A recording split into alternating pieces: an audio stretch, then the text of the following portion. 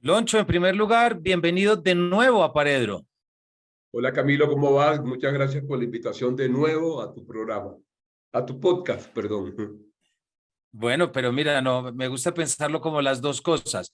Loncho, y además estoy muy contento de que la última vez que estuviste acá fue para que habláramos de una novela que publicaste en Alfaguara, que fue Leandro, y es la novela que ahorita, esta semana, este capítulo lo estamos grabando viernes 23 de septiembre, y es una, mejor dicho, acaba de salir la adaptación de Leandro a la pantalla, es decir, ya se convirtió en una serie interpretada por Silvestre Dangond, Ujú, pero no solamente eso, sino que además Al Diablo la Maldita Primavera está cumpliendo su 20 aniversario, ujú, y como si no fuera poco, tienes otra novela recién publicada bajo el título de La Mirada de Humilda, de ujú. una capacidad de conexión con sensibilidades animales que han surgido en los últimos años. Loncho, estás en todas partes, o por lo menos en muchas partes, en las últimas semanas. Pero no he buscado, no he buscado.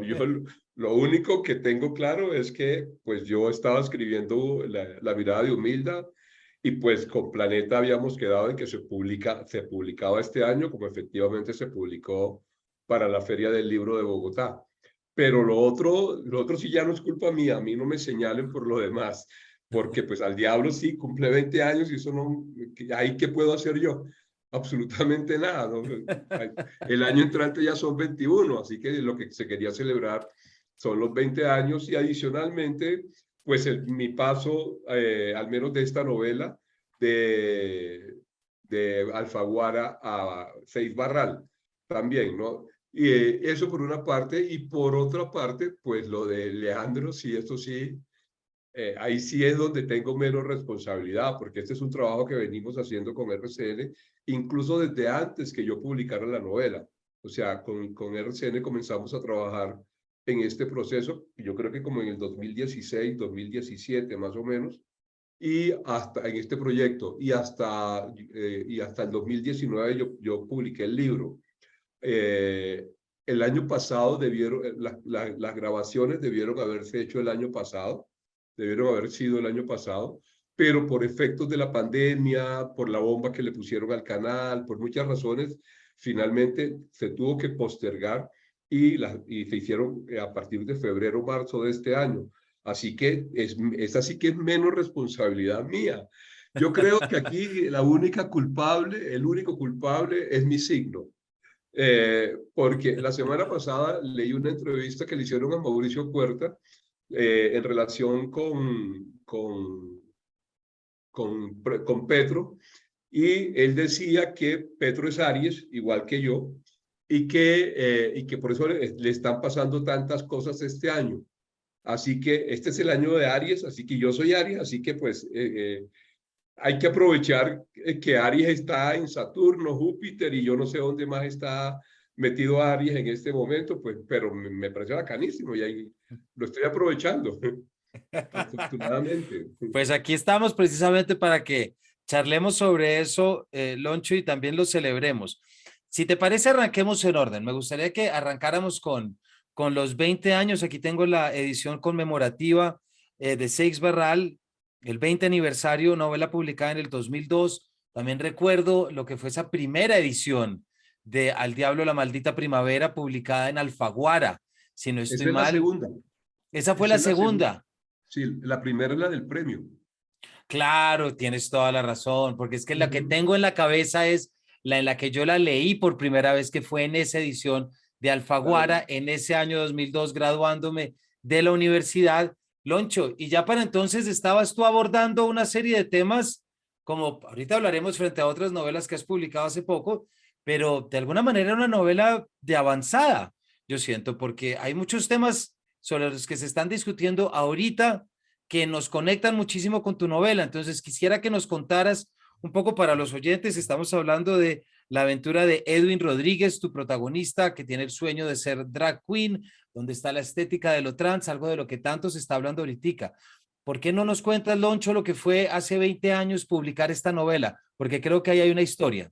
Sí, pues la verdad es que el libro se escribió hace 25 años, en 1997, y durante 5 años yo estuve tratando, bueno, durante 5 no, porque pues primero yo no estaba convencido de que eso era una novela, esto me costó aceptarlo.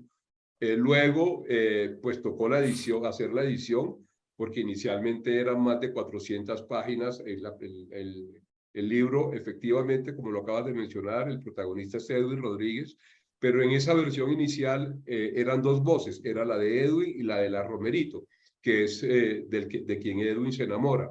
Entonces, eran más de 400 páginas lo que había, y en una decisión de esas completamente arriesgadas que uno dice, se fue, y que uno después no entiende por qué lo hizo, pero lo hizo bien, todo lo que tenía que ver con la Romerito murió. Todo salió inmediatamente del computador. Creo que no hay una sola versión, o de pronto en algún archivo recontraviejo debe haber, de pronto está esa versión, pero eso, todo eso lo maté de un solo tacazo y quedó solo la versión de Edwin. Y después, pues ahí sí comencé el proceso de ver quién publicaba la novela, luego de que varios amigos me habían alentado a que lo hiciera porque les parecía que valía la pena, que no sé, no me hicieron creer en la novela, básicamente, porque pero estoy diciendo que no creían ellos, me hicieron creer en la novela. Entonces eso me llevó a buscar que se publicara, pero pues las editoriales no creo que no creían en mí, sino que no creían en la novela, porque decían, las cartas de rechazo decían que Colombia no estaba preparada para ese tema. Algo que yo siento que está pasando en este momento con mi penúltimo libro, Parábola del Salmón, que toca un tema que en este momento es absolutamente contemporáneo en España y en Europa. Se está escribiendo y se está discutiendo mucho sobre eso, que es el sexo químico. Y aquí en Colombia pues ni siquiera se conoce. Con Al Diablo pasó lo mismo. El tema de drag queen, me tocaba explicar en todas partes qué era ser drag queen. En todas partes que llegaba, adicionalmente, me tocó esa época de preguntas morbosas, de preguntas veladas, de preguntas a medias preguntas, tratando yo de entender qué era lo que querían preguntarme porque no se atrevían a meterse del todo en, en la realidad, digamos. Y Camilo, si algo agradezco yo con esta versión que acabamos de publicar es entender o a confirmar todo el cambio, todo el cambio. O sea, hace 2 semanas en la Feria del Libro de Cali me llevaron a hacer una charla a la biblioteca de Jamundí, bellísima además. Fueron puros pelados, incluso fueron unos pelados de la calle que estaban jugando fútbol ahí, y en algún momento alguno de los organizadores se preocupó porque no iba a haber público y se los compró con papitas fritas y Coca-Cola y eso, y entraron, eran como 9, 10 pelados de la calle, o sea, y fueron los que más preguntaron. Fueron los que, o sea, fue súper participativa la reunión. Y mira, ya ni siquiera preguntaban que si yo soy homosexual o no, que si esto, nada. Ya todo eso está absolutamente superado, porque el tema de la Queen está en la televisión en este momento. Hay muchos concursos, hay muchos seriados, tanto en el mundo en general. O sea, se están haciendo muchos seriados sobre el tema. Entonces ya no me toca, ya hablo de literatura, Qué ya hablo de increíble, sí, te literatura. Y entiendo, eso sí. es muy bacán, ves que no es el morbo, sino es el morbo de quién soy yo y de por qué, y si me he visto yo o no me he visto de mujer, que finalmente cuando confirmaron que no me he visto de mujer se desilusionaron y no me volvieron a entrevistar. Ahora ya no, y eso me parece qué maravilla que se dé esto. Y además creo, Loncho, que lo acabas de poner de una manera muy, pues, muy puntual, y es no tener que hablar del morbo, sino poder entrar directamente a hablar de la literatura. Claro, Pero también, también apuntas a algo muy importante, que, que el nivel de tolerancia de un editor o de un creador, pues también está en torno a su paciencia pedagógica, y es como hay libros que tardan tiempo en ubicarse, que pueden mostrar caminos, pero esos caminos, el hecho que lo muestre una novela no significa que va a ser comprendido a los 2 días, porque eso no ocurre. Ahí de claro, nuevo la literatura queda en ese, digamos, en ese archivo, en eh, pausa. en pausa, pero queda ahí como un registro de la época, de lo que ya estaba pasando. Mientras decías, por ejemplo, recuerdo la primera drag, o sea, el primer drag queen que yo vi en mi vida fue en Madrid y debió haber sido hacia 1996, 98, Ajá. suponte. Y es una imagen que se me quedó, es decir, que la tengo en la cabeza, fue en la Gran Vía Bueno, además. estaba saliendo de la adolescencia, además. Exactamente. Y entonces Ujú, uno ve con la extrañeza y tengo que aceptarte porque yo creo que uno tiene que respetar los múltiples lectores que uno fue, que cuando yo leí tu novela hace 20 años, fue muy poco lo que entendí de la relevancia que había detrás. Sí, ujú. había un personaje, de acuerdo, que se quería vestir y que quería ser como la que yo había visto en Madrid, pero no pasaba de ahí, no se entendía cómo representaba una serie de búsquedas de identidad, búsquedas estéticas, búsquedas de estar en el mundo. Y ahorita, en este momento, pues ese es un tema que está en primer lugar, si se Ujú, quiere, con todos los conflictos que trae, con las discusiones, con los confrontamientos, pero es una realidad absoluta. ujú. Eh, ¿Cómo ha sido, para tu juicio, Loncho, en este momento, esta reedición de la novela? ¿Cómo ha sido, mejor dicho, entendiéndola desde esta perspectiva, viendo cómo entronca con una discusión actual, ¿verdad? Hace poquito, de pronto, algunos oyentes leyeron un larguísimo texto de Lucía Echavarría, por ejemplo, publicado en The Observer, una escritora española en la que se refería a toda la ley de autodeterminación que está a punto de salir o acaba de salir en España. Luego Sí. aquí hay muchísimos colectivos también. Mejor dicho, estamos en un lugar distinto. ¿Qué nos puedes contar de cómo ves tú tu propia novela de repente caminando de nuevo la calle y contestando a otras preguntas? Pues mira, partamos de la base de la carátula que se me ocurre en este momento para contestarte. Y es que hace 20 años, Mm. esta es la de ahora, pero la de hace 20 años, la de los tacones, la carátula siempre se buscó con Pilar Reyes, que era en ese momento la editora en Colombia de Alfaguara, que fuera algo sutil, que no asustara al lector, que no asustara al público, porque pues el tema ya de por sí era un tema para algunos fuerte, para mí por supuesto no, pero para algunos fuertes, para otros irrespetuoso, irreverente, todo esto.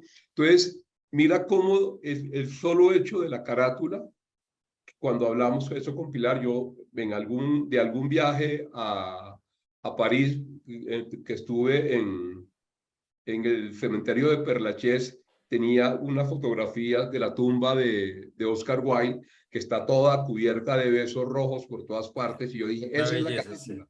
Pero una cosa es verlo allá y otra cosa es llevarlo al papel, y ya en el papel ya no nos gustó y comenzamos a darle vueltas y darle vueltas hasta pues que con Iván Onatra surgió, el publicista, surgió esta fotografía de los tacones. Pero mira que era eso, la sutileza, primero que todo. Ahora ya no. Ahora, ahora ya le pusimos una cara a Edwin Rodríguez, que no es ese Edwin Rodríguez, por supuesto, pero le dimos una cara a Edwin Rodríguez porque ya no hay temor de hablar de eso en público. Ya no hay temor de que se muestre una portada con la foto de una drag queen. Y en este caso, además, pues con la drag queen, ya que estamos hablando del momento, con la drag queen del momento en este país. Ya no asesinata de hace 20 años, sino Miss Lesley, que es una drag queen que ha participado, que ha salido, creo que es la primera drag queen colombiana que ha salido, a la que se le ha hecho un reportaje en La Vogue. ¿Ves? Es un personaje que ganó un concurso internacional de drag queenismo. Es un personaje que se ha hecho como drag queen muy importante. Además de que es bellísima. En la portada podemos ver que físicamente es bellísima, ¿no? Bueno, yo no lo conozco como hombre, pero como drag queen es bellísima. Entonces, eh, creo que ese solo cambio de la portada podría responder todo esto, ¿no? Porque es pasar de el silencio, del miedo, del temor, la sutileza no muestres de frente, no hables de frente de ese tema, porque no se puede, porque el país no está preparado para eso, a pasar a la cara, a la foto, directamente de lo que se trata este libro. Siendo sutil también, porque la foto es bellamente sutil, pero ya no hay miedo, ya puedo poner mi cara, ya puedo hablar en público de esto, y de hecho, pues ya no hablo de estos, sino hablo de la literatura. Como dije hace un rato, ya se han ganado unos derechos que no todos, por supuesto, pero se ha alimentado el discurso de la igualdad en todo el mundo, incluso en los países donde sigue siendo penado y castigado con muerte. También ha habido esa discusión, ¿ves? Que ha ganado el contra, sí, pero la discusión ya es una discusión universal, ¿ves? Entonces sí, creo que estos 20 años, y es increíble, Camilo, adicionalmente, que cómo iba yo a sospechar eso hace 20 años. En los 3000 años anteriores, no se ganó nada. Y de repente, a partir del 2004, ¡boom!, se abrió y comenzó a generarse toda esta discusión sobre los derechos homosexuales, los derechos igualitarios. O sea, en menos de 20 años, ya dentro de 2 años se cumplen 20 años, en menos de 20 años se ha podido consolidar toda una serie de reformas sociales, económicas, políticas, legales, que en 3000 años no se había logrado. Esa apertura yo creería que tiene mucho que ver, por supuesto, con el feminismo, que es la revolución social más importante, social y económica más importante que se ha dado desde la revolución industrial. Sin lugar a dudas, el feminismo en este momento está convirtiéndose en eso. Y además, Loncho, con lo que dices, bueno, estando de acuerdo con lo que dices de la revolución feminista, pero es increíble también para nuestra audiencia, porque recuerden que es un espacio también para aprender a leer literatura, es reconocer cómo hay libros, hay obras literarias que puede que no hayan quedado inscritas dentro de un canon, dentro de un catálogo de novedades y de actualidades, pero eso no significa, como tú ya lo dijiste, Loncho, que sean novelas a las que se les puso play y luego pausa, pero el play está espichado, es decir, están allí. Y como digo, el play está espichado, están para acceso, están por fortuna, no han sido censuradas, no han sido prohibidas, no han sido descatalogadas, están allí. No, ¿Qué hay que hacer? de hecho, al diablo, desde hace 20 años, al diablo nunca ha salido del mercado, nunca ha dejado de estar en librerías, nunca, ni un solo mes Exactamente. ha dejado de estar en librerías, siempre ha estado catalogada, como bien acabas de utilizar el término. Si se cambió, si sacamos esta nueva versión, como te dije hace un rato, pues es porque había dos motivos. Primero, porque se cumplían los 20 años y segundo, por el paso a 6 Barral. ¿Ves? Pero todavía es posible conseguir en algunas librerías la versión de bolsillo de Random House de Al Diablo de la Maldita Primavera. ¿Ves? O sea, Exactamente. nunca ha dejado de No, moverse. exacto, pero ahí siempre está esa importancia de poder rescatar, de traer esas novelas que se publican y que quedan formando parte de un nicho lector. Estoy pensando, se me viene a la cabeza, por ejemplo, Loncho, en esa importancia de esa colección de mujeres escritoras de Pilar Rey, perdón, de Pilar Quintana. Es para que la gente entienda cómo se escriben obras, se reflexiona en torno a cosas y a veces no coincide esa reflexión con el público que la va a leer. Ya nos decías tú ahorita de la parábola del salmón, no hay una madurez, no hay una preparación, no lo digo en malo porque soy profesor, entonces estas cosas no puedo decir, culpar a una sociedad porque no está lista para leer, pero lo que sí nos abre los ojos es para saber que ahí hay retos, ahí hay métodos de comprensión a nuestra disposición, solamente hay que visitarlos y hay que leerlos y hay que leerlos con los ojos mirando hacia atrás, pero sobre todo mirando hacia adelante.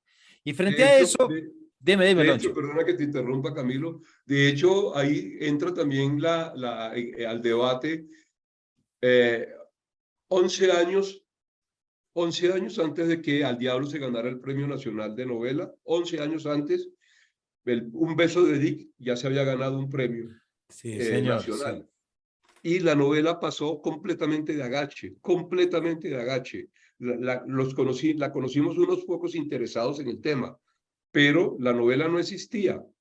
Tuvo que, en cambio, sale al diablo y sucede lo que sucede y uno se pregunta, ¿por qué? O sea, ¿qué cambió en estos 11 años? ¿Qué pasó? Yo no lo sé, me pregunto, o sea, no sé la respuesta, pero ¿qué cambió en esos 11 años que de repente aparece otro libro y abre este boom que abre?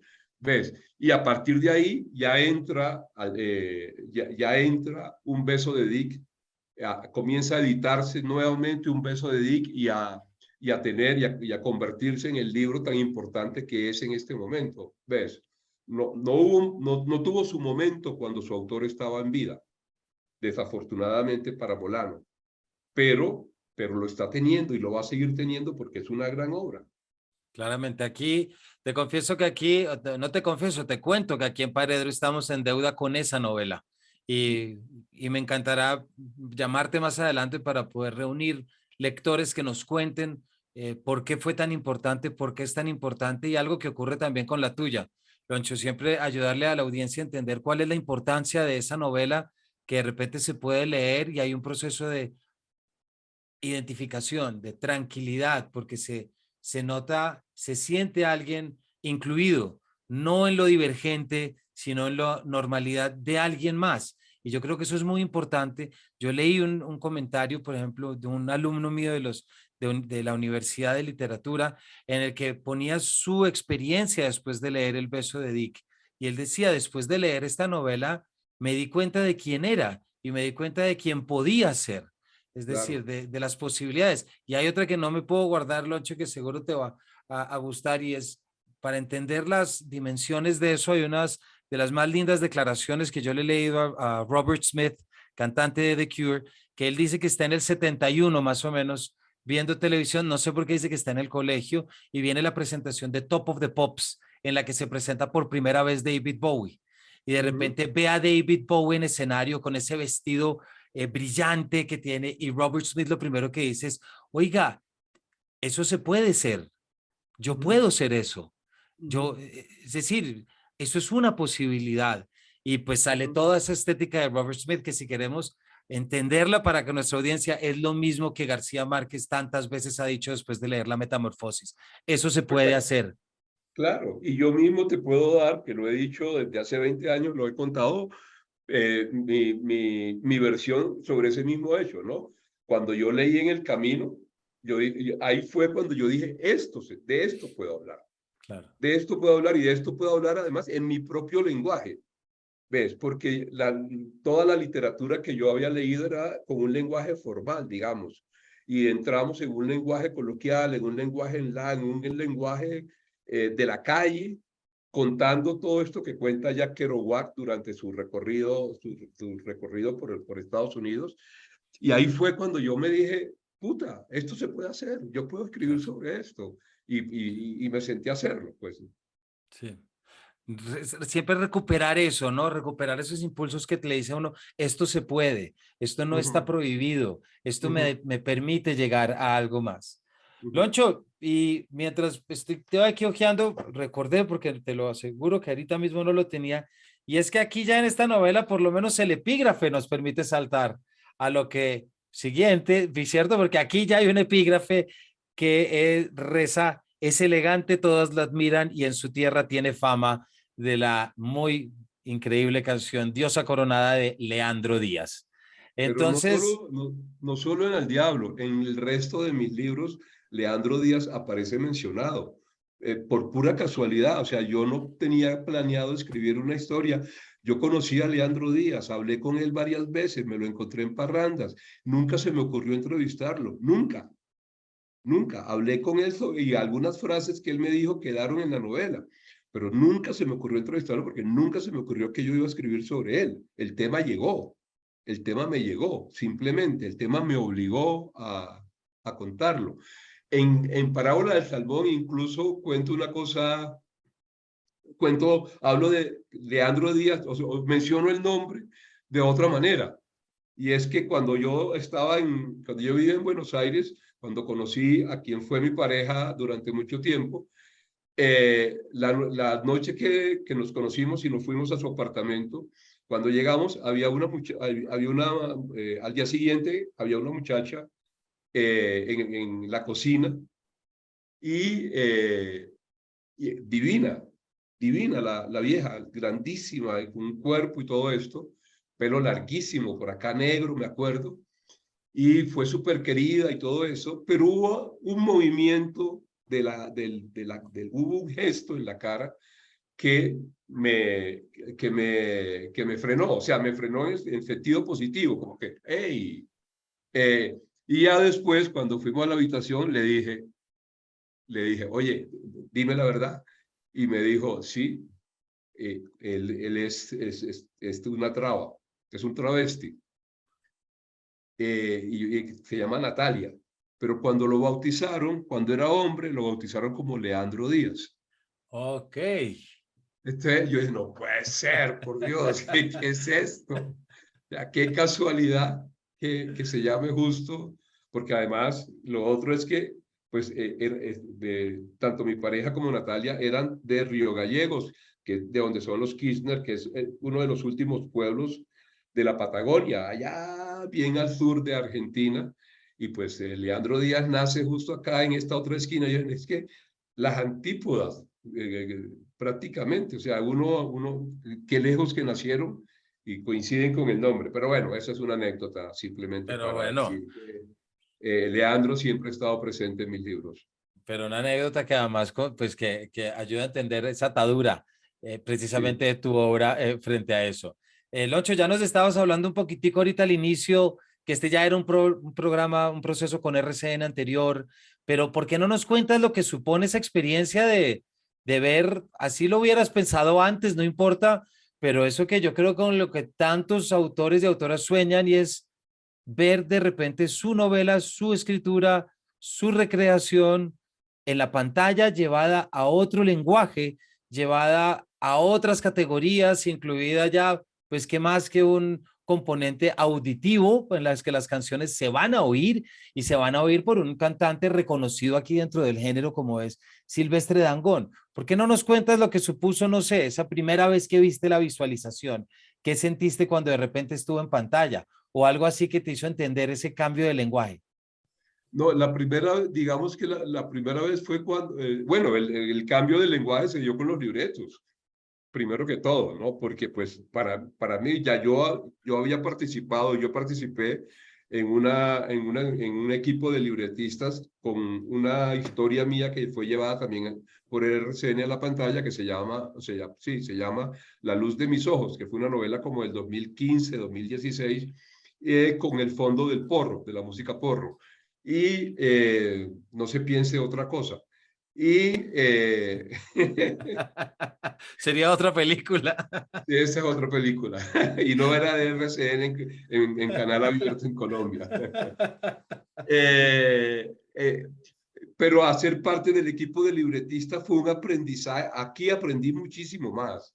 Aquí aprendí porque además estaba trabajando con tres grandes libretistas, o sea, que conocen mucho del oficio y que se preocuparon por enseñarme. Y todavía me siguen enseñando. Antes de que me llamaras para este podcast, casualmente estaba escribiéndome con Rafael Noguera, que fue el jefe del equipo, sobre el tema del rating, porque hemos estado viéndolo todos estos días y explicándome cómo se maneja eso, cómo se hace, cómo maneja su Ibope, cómo hay cómo se maneja desde otras miradas. O sea, para mí es completamente también lenguajes desconocidos, porque lo mío es la literatura, no la televisión. ¿Ves? Entonces, eso llevar a la historia literaria a los libretos, pues fue completamente novedoso. Los primeros, inicialmente, los primeros 10 capítulos que escribimos eran atenidos al libro, eran pegados al libro, claro, porque pues yo pretendía, pues, porque desconocía todo lo demás, que así sucediera. Pero cuando eso llegó, cuando se mandaron esos 10 capítulos a RCN dijo, no, no, no, no, esto es otro lenguaje, háganlo como ustedes los libretistas lo saben hacer, no se dejen influenciar por Alonso, hagan lo que ustedes siempre han hecho. Y pues efectivamente, pues ya se devolvió y pues para mí ha sido, claro, el que tenía que aprender era yo, el que Claro. tenía que meterme para distinguir cómo se hace eso. Y ahora, más que contarte cómo ha sido ver eso en la pantalla, porque también tuve oportunidad de ver grabaciones en Zambrano y La Mesa, en La Peña, que fueron los pueblos de San Juan del Cesar donde se grabaron. Y aquí en estudio también, la escena que veremos hoy, por ejemplo, que es un capítulo importantísimo. El de hoy es un capítulo importantísimo, porque es la tormenta y que casi mata, por la que casi muere Leandro.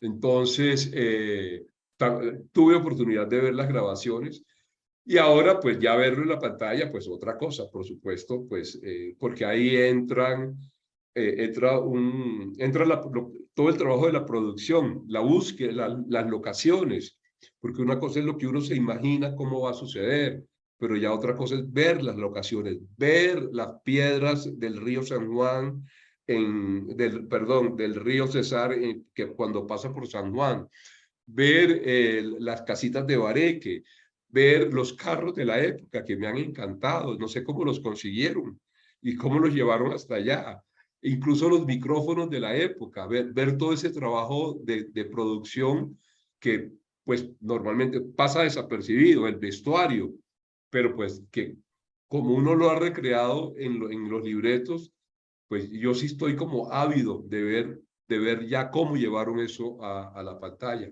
y me ha encantado. No, pues qué maravilla. Y además, Loncho, también conectándolo con uno de nuestros últimos capítulos, por aquí estuvo Martín Nova, también que estuvimos Sí. hablando de Leyenda Viva. Si no me equivoco, tú estuviste hace 2 días en el lanzamiento del libro hablando con Sí. él. Yo Oye, tú quería estás estar allá. enterado de todos los chismes de este país. ¡Qué Pues miedo! toca, ¡Qué miedo! pues toca estar al tanto para saber de qué preguntar, Loncho. Estuviste presentando y en ese documental precisamente salen unas imágenes muy entrañables de Leandro, como lo hablamos, que es esa imagen de esa fiesta, esa parranda con García Márquez. Sí. Y ahorita está la serie, está ese documental tan valioso.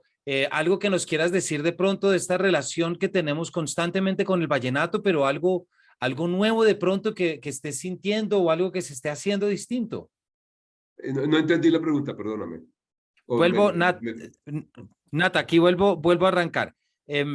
Teniendo en cuenta, Loncho, este documental que salió recientemente, sí. también, pues tu novela de hace unos años, ahorita la adaptación, ¿por qué no nos cuentas algo de esa relación que tenemos con el vallenato? Es decir, siempre está la discusión del vallenato clásico, del vallenato que innovador, etcétera.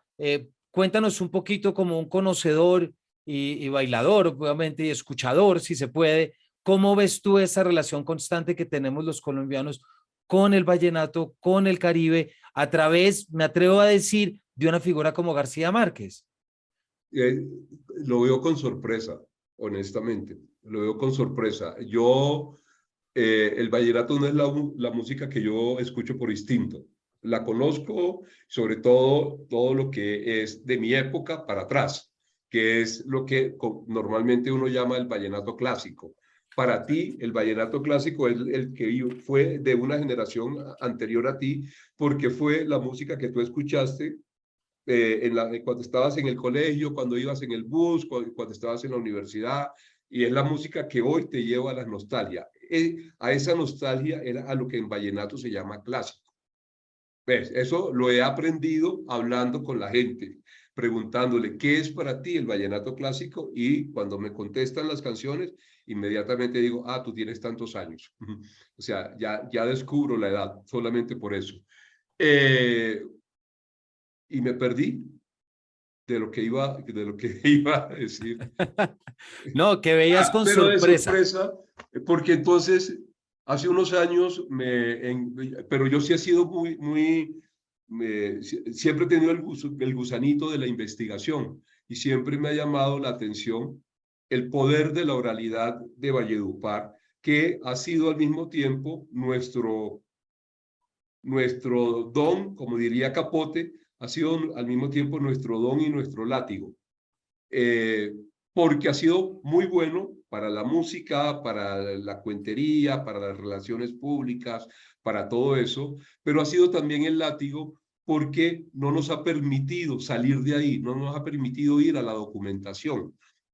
No hay registros grabados, por ejemplo, no hay registros del acordeón de Chico Bolaño, sabiendo que Chico Bolaños fue, como se tiene en el imaginario popular, el acordeonero más importante de todos los tiempos. ¿Cómo no hay una grabación del acordeonero más importante de todos los tiempos? De hecho, ni siquiera sabemos si realmente fue el mejor acordeonero de todos los tiempos, porque como no hay grabación, estamos atenidos a la oralidad, estamos atenidos a lo que escucharon, a los que lo escucharon tocar el acordeón, ¿ves? Pero no hay grabaciones, no hay registros, no hay documentos, nadie se preocupó por escribir o por buscar qué se había escrito al respecto. Y hasta ahora comienza a hacerse ese registro. Cuando yo adelanté la investigación para la exposición que curé para la Biblioteca Nacional, La Hamaca Grande, estuve mes y medio metido en el archivo Nereo. Solamente me iba a las 8 de la mañana y volví a casa a las 5 de la tarde, todos los días solo viendo fotografías, todos los días viendo fotografías para encontrar las que tenían que ver con Valledupar y con el vallenato. Ahí salió casualmente unas que subiré en estos días a la semana entrante a redes, cuando Leandro finalmente se conozca con Luis Enrique Martínez, y hay una serie de fotografías bellísimas de parrandas de ellos dos juntos, siendo prácticamente adolescentes. Pero eso no se hace, porque la oralidad pesa más, ¿ves? Entonces, cuando digo de sorpresa, me refiero a eso, ¿cómo es posible que esta música se haya sostenido durante 150 años? Porque desde la primera generación de juglares que comenzó, que fue la que nació en la década de 1880, de 1880, 1900, esos que nacieron ahí fueron los primeros juglares, o se tiene como los primeros juglares. ¿Cómo es posible que desde allá estemos escuchando vallenato? Primero en la región, luego a nivel nacional, y luego pues lo que se está expandiendo, porque no ha terminado de salir de expandirse, digamos así. Y pues la única respuesta que yo tengo es la reinvención. El vallenato es una música en constante evolución, es como el bambú. El vallenato va como el árbol del bambú, a lo que te lleve el viento. ¿Ves? Te mueve a lo que te lleve el viento. Y ahí entran personajes como Fonseca, por ejemplo, y la música de acordeones, que hace parte de todo esto, de toda esta evolución del vallenato. Cuando Luis Enrique Martínez, por ejemplo, en su momento fue el gran irreverente de la música vallenata. Estamos hablando de los años 50. Y mira que la escuela de Luis Enrique Martínez, la manera como lo que él introdujo, ese toquecito inicial en la canción, es la escuela más fuerte, sigue siendo la escuela más importante de los acordeoneros hasta el momento, a pesar de toda la crítica que tuvo en su momento y toda la negativa que tuvo en su momento. Cuando yo era adolescente en Valledupar, el binomio de oro estaba absolutamente prohibido. El binomio de oro era o sea, eso no se escucha, ¿eso qué es eso que están haciendo con el vallenato? Están destruyendo el vallenato. Yo no sabía qué era el vallenato. O sea, no sabía la importancia de todo eso, toda esa ortodoxia, pero sí oía en la calle, en todas partes, en las parrandas, en mi casa, oía en todas partes que el binomio de oro estaba acabando con el vallenato. Y llego a vivir a Bogotá y lo único que oigo es el binomio de oro. En la buseta que me montaba para ir a la universidad, todos los días escuchaba el binomio de oro. O sea, el binomio de oro estaba en todas partes. Y el binomio de oro fue de los primeros en sacar el vallenato de Colombia, porque lo llevó a Venezuela. Y en Maracaibo se sigue escuchando vallenato por el binomio de oro. El año antepasado edité un especial de la revista El Malpensante, solo dedicada al vallenato, y hay un artículo de Sinar Alvarado, que vivió muchos años en Venezuela, donde da cuenta de esto, de que cuando su padre se va a vivir a Venezuela, cuando llegan allá, lo primero que encuentran es el binomio de oro y todo lo que, y todo el vallenato contemporáneo de esa época. Entonces, ahora también, hace unos años se escuchaba: Silvestre Dangond está acabando con el vallenato, eso no es vallenato, le metió reggaetón, le metió no sé qué cosa, ta. E incluso el vallenato femenino, cuando se me fue el nombre, de la acordeonera de Bucaramanga, que no me lo va a perdonar si escucha este podcast. Pero cuando ella fue nominada al Grammy, por primera vez, porque ha sido varias veces nominada al Grammy, inmediatamente hubo esa reacción en Valledupar, que fue una reacción además de envidia y de machismo. Una doble reacción de envidia y de machismo, no puede ser que una mujer haya sido nominada al Grammy por la música vallenata, está acabando con la música vallenata. Uy. María Silena Ovalle, de pronto. No, para nada. Luego esto lo editamos, no te preocupes que luego Natalia nos hace el favor de ordenarlo. Editarlo para que no, para Sí, yo sí, no sí. hacer el oso. No, no te preocupes. El apellido comienza por B larga. Bueno, ya que me estás permitiendo esto, pues voy a buscar.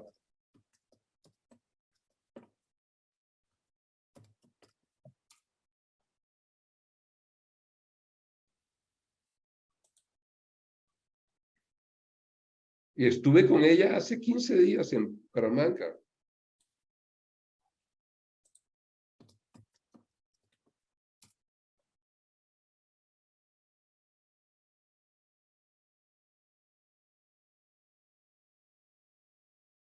Claro, el lío es que es la misma B larga de Baute, así que hay 500 Bautes acá.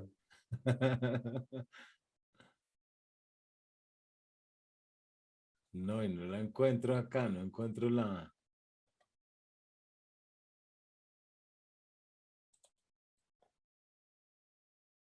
Burco, Diana Burco. Eso. Entonces, si quieres, vuelve a arrancar la frase, Loncho, y sencillamente Listo. Natalia nos hace el file y lo conecta.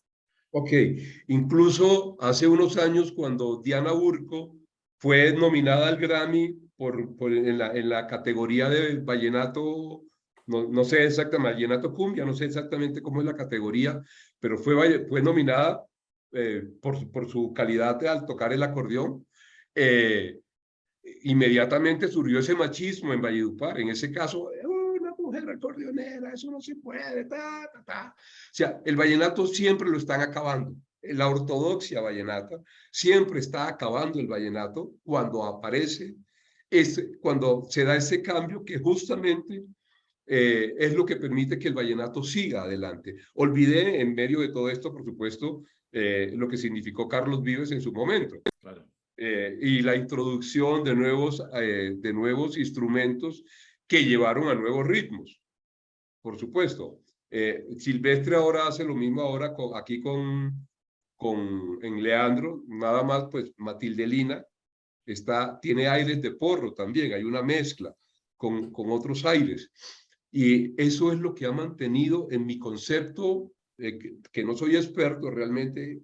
Dejémosle eso a la ortodoxia vallenata para no generar suspicacias ni odios eternos, ese apelativo de experto. Pero en mi opinión, eso es lo que lo ha mantenido vivo. La reinvención, el palo de bambú, que siempre está, que siempre va para donde va el viento. Loncho, muchas gracias y ya nuestra audiencia se da cuenta de lo que es hablar con alguien que sabe y tiene una sensibilidad especial por el vallenato y bueno, ya nos has dicho cómo esos epígrafes han aparecido. Loncho, se nos acaba el tiempo, pero no podemos terminar esto sin hablar de Humilda, por supuesto, de lo que ya saltamos por la primavera, nos detuvimos en Leandro, pero tenemos que cerrar en esta, lo que es tu última novela, tu último libro, no sé si es novela, si es libro, si es homenaje, si es recordación, si es un gesto de amor, que por supuesto lo es, que se llama La mirada de Humilda y que le dedicas una buena cantidad de páginas a lo que fue tu relación con Humilda, tu perrita.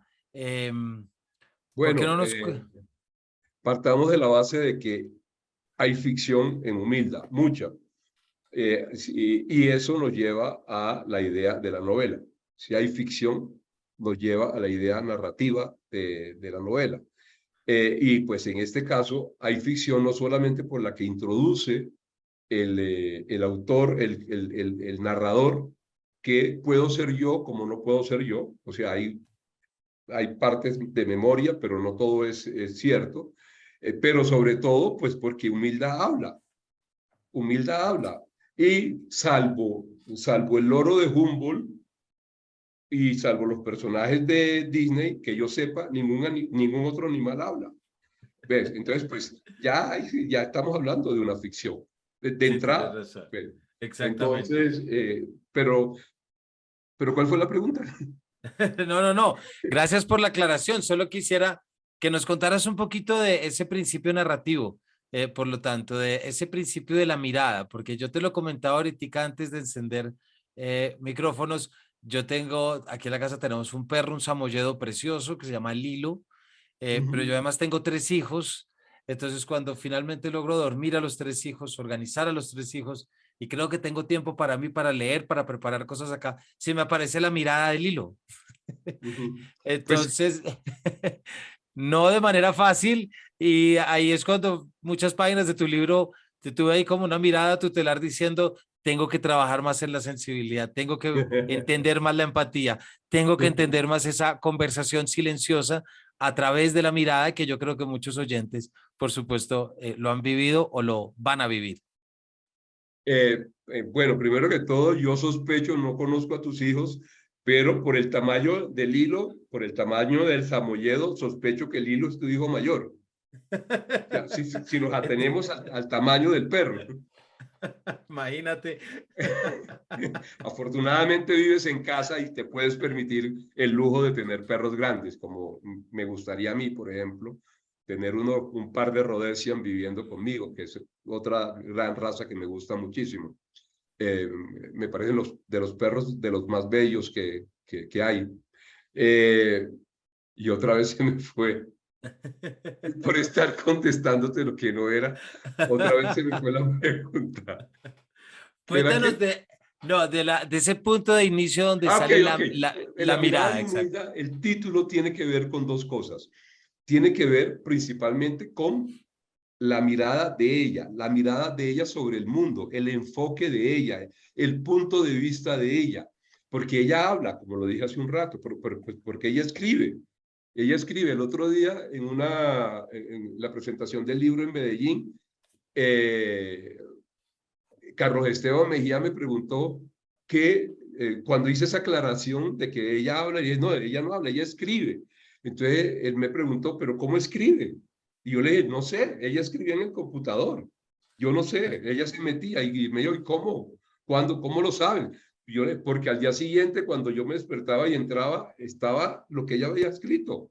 No sé cómo lo hizo, pero lo hizo ella, porque los perros hablan, pero son tan inteligentes que no nos dejan ver que hablan, porque saben que si nosotros supiéramos que ellos hablan, pues ya no estarían en la casa de nosotros, porque es como tener un espía en la casa todo el tiempo. Entonces, que no hablen nos permite, y que no hablen y que no escriban, nos permite tener la confianza suficiente para hablar y hacer delante de ellos lo que nos da la gana. ¿Ves? Entonces, la mirada tiene que ver con eso, pero la mirada también tiene que ver con la manera como ella me miraba, la manera como ella me miraba, como ella me hablaba a través de la mirada. ¿Ves? Y es algo que pues todos los dueños de perro sabemos y reconocemos.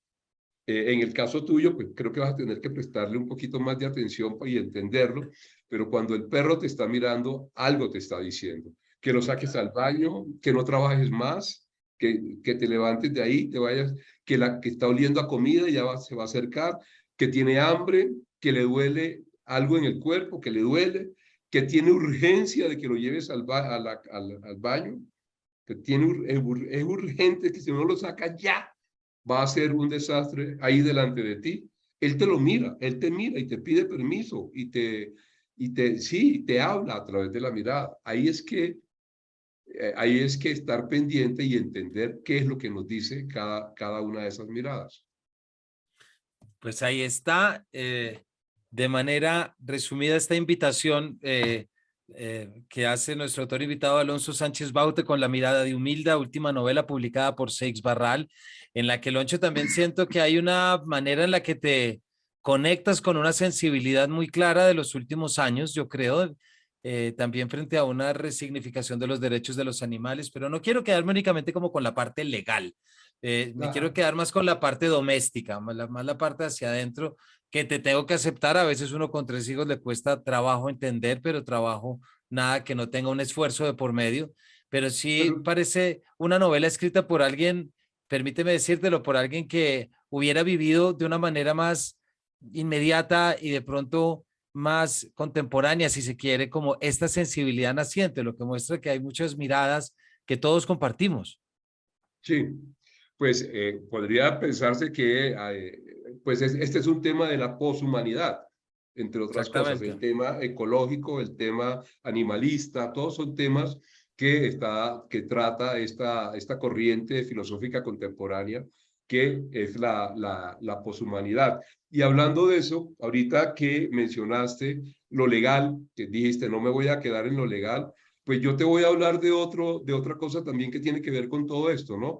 Y es que cuando se habla de la humanización de los perros, que se critica, que se refiere a ese hecho de subirlo a la cama, de darle comida humana, pues mis perros en Valledupar siempre comieron comida humana. En ese entonces no existía ninguna marca de comida. Ahora es que casi lo obligan a uno a que le dé solamente comida de marca. Eh, pero cuando hablan de humanización se refieren a eso, a que le ponen ropa, que le ponen zapatitos y todo eso. Pues la verdad es que primero que todo eso comenzó con los egipcios, porque fueron los faraones los primeros que llevaron a dormir con ellos a los galgos que ellos mismos crearon, a los salukis que ellos mismos crearon. Y fueron ellos los primeros que los enterraron hicieron féretros para ellos. Eso no es, el cementerio de los perros ahora, eso no es ninguna novedad. Hace 3000 años los egipcios ya lo hacían. Pero lo importante, lo que te quería decir es que cuando se habla de la humanización y se refiere, la gente piensa en eso. Pero hay otro punto de vista que es muy interesante en esto, ¿no? Y es en la dignificación de los animales. Y es algo que se ha venido dando durante estos últimos 50 años. ¿Ves? No se trata solamente de la dignidad, de dignificación del ser humano. Se trata también de la dignificación de los animales, de cómo hemos aprendido a respetarlos, de cómo hemos aprendido, entendido y aceptado que la conciencia tiene que ver con el sufrimiento. Y si hay sufrimiento, hay conciencia. ¿Ves? Entonces, y eso es lo que uno sabe que sucede con los animales. Sufren. Cuando los maltratan, sufren. Cuando les pegan, sufren. Cuando se caen y se les parte una pata, sufren. Cuando los atropella un carro, sufren. Cuando los cazan en la selva, sufren. ¿Ves? Las últimas investigaciones en este momento están metidas en el tema de los insectos, tratando de averiguar si los insectos también sufren. A ver si cuando aplastamos una hormiga, la hormiga sufre con eso. Cuando le hacemos así con el dedo a una mosca o a un mosquito, sufre, que a mí obviamente creo que no me va a importar muchísimo si sufre o no el mosquito, pero no lo quiero cerca y menos zumbándome. Entonces, yo quiero llamar también la atención sobre eso, sobre la dignificación de los animales, que es un tema completamente contemporáneo y que es un tema que tiene que ver precisamente con la humanización de los animales. No, Loncho, muchas gracias. Solamente traer que mientras hablas recuerdo ese grandioso texto de Foster Wallace que escribe luego de visitar el Festival de Langostas y se Sí, pregunta qué tipo de humanos somos si estamos dispuestos por un gusto del ir viendo. Me parece que ahí hay un punto importante que también y que creo que ok. con la dignificación nos entiendes muy bien. ¿Me estás oyendo bien? Que creo que se estaba Sí, cortando. se congeló un poquito, pero como estabas hablando tú y no yo, entonces no creo que no hay problema, creo que no hay que Sí, cortar. yo creo que ahí quedó. No, listo, era por si acaso. Ok, Loncho, pues muchísimas gracias por este ¿no? viaje tan delicioso de charla que nos arrancamos hace 20 años con la Sí. primavera, luego lo conectamos con Leandro de hace 4 años, actualmente en RCN, en parrilla de RCN, convertido en una serie, y cerramos con La mirada de Humilda, tu último libro sobre la dignificación y sobre el diálogo animal. Para nuestros oyentes, pues ya saben, y eso que no hablamos tanto como hubiéramos querido la parábola del salmón y de tantos otros, pero bueno, estoy seguro, Loncho, que por acá te volveremos a invitar para que podamos seguir charlando sobre los próximos libros. Muchísimas gracias por tu No, tiempo y habernos acompañado. muchas gracias a ti, no solo por la invitación, sino por este programa tan bacano, tan cómodo, tan a gusto que acabamos de tener. Y un saludo a tus oyentes de despedida y espero que ellos también lo hayan disfrutado como lo disfrutamos nosotros dos, porque pues puedo atreverme a decir que tú también lo disfrutaste según lo vi. Entonces, espero que los oyentes también lo hayan disfrutado y lo disfruten si lo vuelven a oír y Así lo es, sigan y disfrutando. tienen, Muchas yo gracias. estoy seguro que sí, tienen mucho tema de dónde entusiasmarse, ya que este fue un programa bastante diverso y eso está muy bien. Muchas gracias, Loncho, de nuevo. Eh, Cuando lo tengas, me lo pasas para subirlo a las redes, por favor, para subirlo por a Twitter y supuesto. todo esto. ¿Sí? Así haremos como siempre para que lo compartas y llegue a nuestra audiencia, agradeciéndoles siempre habernos acompañado y no me queda más que decirles que nos vemos en una próxima edición de este Paredro.